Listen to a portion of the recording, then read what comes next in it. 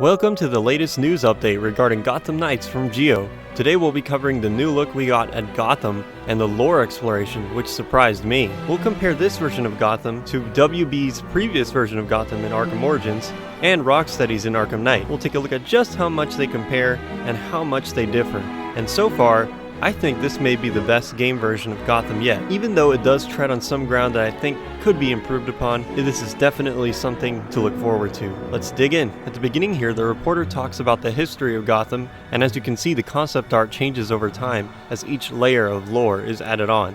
This version of Gotham is built by 5 families, which 5 families mafia, I don't know, that just comes to mind instantly. The Elliots, the Kanes, the Waynes, the Cobblepots, and the Arkhams, which in this video we get confirmed that Arkham Asylum will be in the game, just not as we remember it. Each one has their own bureau in the future and built a part of Gotham's history as we know it. The Kanes took the harbor, the Cobblepots added the industrial flavor, while the Elliots built it into the Art Deco style we know now, and the Waynes transformed it into the neon-soaked, technologically advanced city we know today. In Rocksteady's ambition to recreate the entirety of Gotham, they also added all this history and lore and background to the city, so each district has little bits of information that relate to different parts of the overall world building. Of course, old Gotham is considered Arkham City, so that's closed off in this world, and of course Arkham Asylum is also inaccessible. With Gotham Knights, WB is setting out to create the biggest version of Gotham yet with all this variety, which includes verticality, but also a deep underground, which is related to the Court of Owls.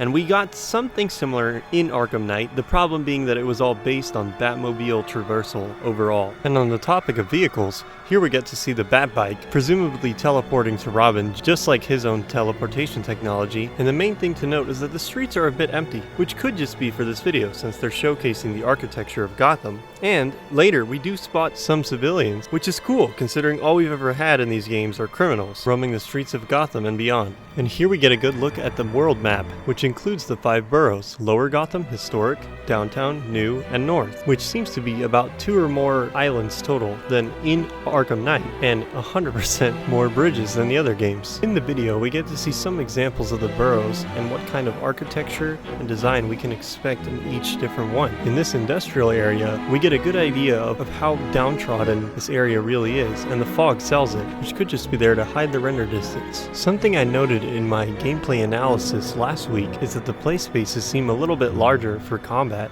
We see bigger combat spaces and emptier areas, which remind me a little bit of Insomniac's version of New York in Spider-Man. In this further gameplay of the Cobblepot's industrial area, you see just how much lower it is than the rest of the city, which is in stark contrast to the massive verticality of some of the buildings, like this one in the Elliott area. And something I'm loving about the size of the city is that we get more areas with neon just soaking the entire areas with colorful light.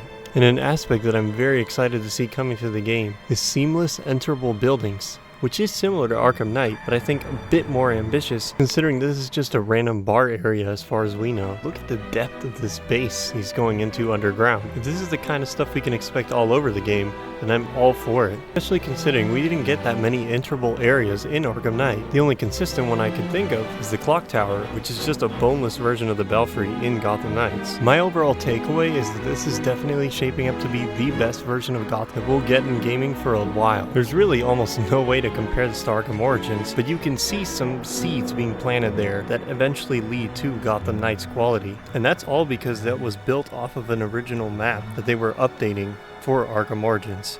So Gotham Knights is a substantial upgrade considering it was built from the ground up. But I want to know, what do you guys think? Do you think this is going to be the best version of Gotham we ever got? Or was Arkham Knight peak? Sound off below. See you on the flip.